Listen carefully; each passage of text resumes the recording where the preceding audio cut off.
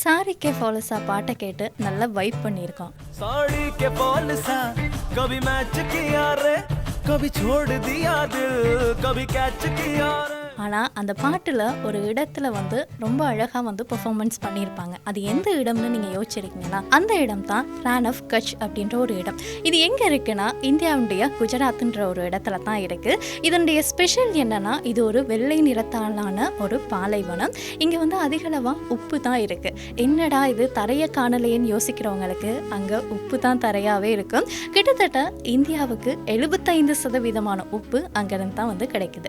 இந்த ஒரு இடத்துல நிறைய விலங்குகள் இருக்கதா சொல்றாங்க. குறிப்பா காட்டுக்கழுதையும் அந்த இடத்துல இருக்கு. அங்க இருக்கக்கூடிய காட்டுக்கழுதைகளை குஜராத் மக்கள் கட்கர் அல்லது கர் என்ற ஒரு பெயர்ல அழைக்கிறாங்க.